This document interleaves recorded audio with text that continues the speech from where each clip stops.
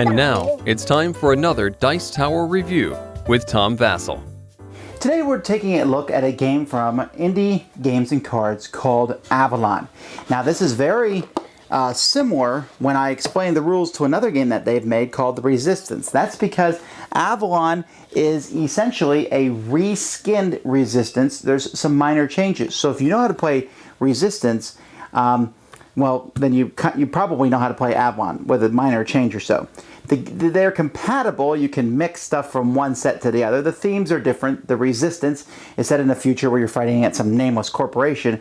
Here in Avalon, you're fighting against Mordred, okay? This is a game that can go up to 10 players. It's a game like Werewolf where you're trying to guess who bad guys are hidden amongst you. Let me show you how to play.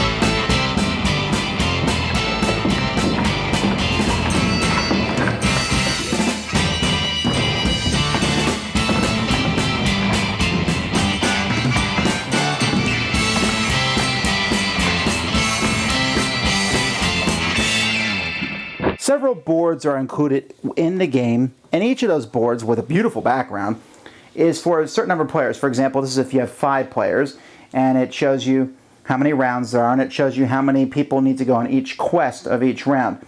It also shows you how many bad guys, minions of Mordred, there are. So in a 5-player game, there's 2 of them, while if I go all the way up to a 10-player game, there's 4 of them. And then the 9-player, the 8-player, and the 7-player. And this, like I said, really, really beautiful boards. I mean, this is gorgeous artwork.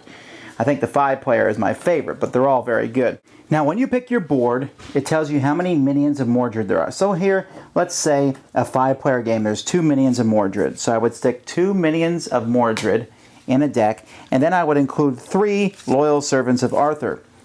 However, one of those loyal servants has to be Merlin. So I have a deck of 5 cards, and we shuffle this deck up, very good, and then we hand one of those cards out to each person, and then you can see who you are. So folks, you are a minion of Mordred. Now, once everyone knows who they are, then there will be a period where everyone puts their heads down and puts their fist out in front of them. And everyone closes their eyes, and then you say, okay, minions of Mordred look at each other. So they look at each other so they know who each other is. Then you say, okay, close your eyes. Then say, minions of Mordred, stick your thumbs up. So they stick their thumbs up, and Merlin will open his eyes so he knows who the bad guys are. And then he closes his eyes, they put their thumbs down, everyone looks up. So, bad guys know who each other are. They do not know who Merlin is. Merlin knows who the bad guys are, but that's about it. So now, we start the mission. So, for example, here in a 5-player game, we need to send 2 people off on this mission. Well, one person is the leader, and that person's going to pick who to send off on the missions. And he's going to give these mission tokens to the 2 people. So he says, I'm going to send myself and send Susan. Everybody then has 2 tiles. They have an accept or approve or reject. And they're going to play one of these tiles in front of them. And then everyone will turn over the tiles, and you'll see if you approve of that team going out on the mission. Now, if it's rejected, then you have to vote again, and the leader passes to the next person, and that person will pick 2 people. If it's a tie, which can't happen in a 5-player game, but can happen in a 6 or 8 or 10-player game, then it's rejected. And you keep going around till a team is approved. If it goes around 5 times and it's rejected 5 times, the teams, then the game is going to end. And the bad guys win. However, you're watching how people vote to see who they send out in the mission, because going out on a mission is a really big deal. When you go out on a mission, you're going to get some cards. Each person who goes out in a mission is going to get 1 fail card and 1 success card. They are going to secretly pick one of those cards and put it in the middle of the table. Now, if you're a good guy, you have to pick success. If you're a bad guy, you can choose fail or success. You will then turn the cards over, mix them up, turn them over so you don't know whose is what, and then you will put a token out in that quest, whether it succeeds or if there is 1 fail card, 1 period. Doesn't matter, even in a 10-player game, then the quest has failed. And so you're trying to pass 3 quests to win the game, or fail 3 quests, which means then that the bad guys have won the game. And you can see after the first round, everyone starts saying, once there's a fail, everyone starts looking around and saying, oh, wait a minute, which person on that team was a traitor? Or sometimes there's 2 fails, and you know that 2 people on that team are a traitor. So that's very interesting. and can make the game. Now, Merlin has more information than everybody else in the game. The problem is, once the game ends, let's say the game ends and the good guys win. They complete their quests. At that point, the bad guys, the evil players, instantly reveal themselves, and they will jointly pick one person who they think is Merlin. If they're correct, then the evil players win, period. So, Merlin can't be obvious. Merlin can't say, I'd like to make an announcement. Here's the bad guys. So he has to give his information out as quietly and secretly as he can. So that's basically the base game. The game can get very, interesting with more players. Here's a 7-player, 8-player game. In an 8-player game, there's 3 minions of Mordred, so there's 5 good. And on the 4th quest, for it to fail, there needs to be 2 fails played down. But you can also add in extra characters. For example, you could throw in Oberon. He's unknown to the evil guy. So he's a bad guy, but the other bad guys don't know who he is. Percival, he's a good guy, and he knows who Merlin is. And then Mordred, he's a bad guy, but Merlin doesn't know who he is. And then Morgana, she will appear as Merlin.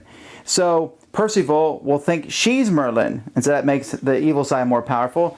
The rules include some other examples, as in options. So there's a Lady of the Lake who's given to the person to the leader's right, and you have a chance to look at people's loyalty cards. There's ways to mix the game with the other set, the resistance, so you can use the special abilities there. There's an assassin card. I forgot to mention this guy earlier. He's the one who actually decides who Merlin is. He's going to assassinate someone. Hopefully he kills Merlin. But all the other evil people get to talk to him and decide. So there's basically other things going on, but that's the gist of the game.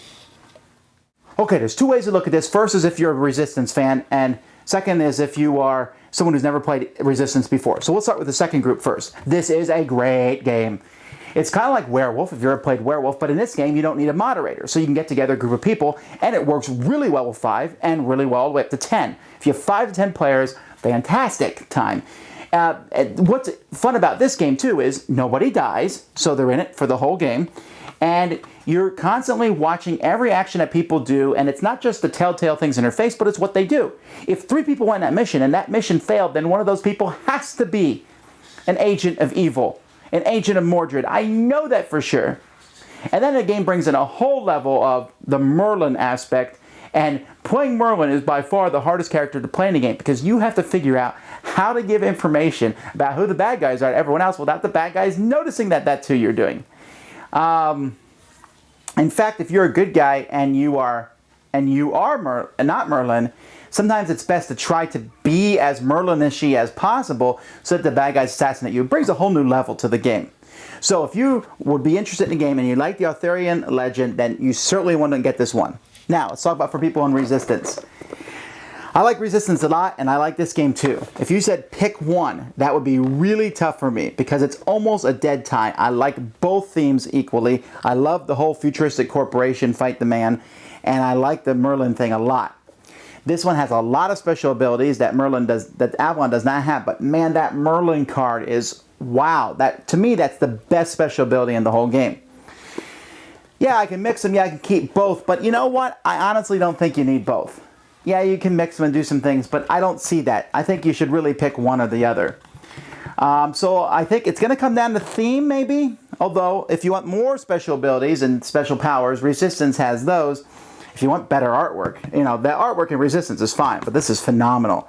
So there you have that's so waffling. I feel like I'm running for political office here, I'm going to probably only keep one of them. But which one? I really don't know at this point. I haven't decided. I'll probably keep the Resistance. But I do like this one. I don't know. They're both good games. Either one will be a big hit in your group. Thanks so much for watching the Dice Tower videos. Find more great videos and reviews, as well as our top-rated audio podcast at Dicetower.com. You can also find the latest board game news at Dicetowernews.com. I'm Eric Summerer, and you've been watching The Dice Tower. The Dice Tower is sponsored by Fun Again Games, the world's best game source. Fun Again Games has over 5,000 games available. Check them out at funagain.com. Shut the door! That's right. Shut it.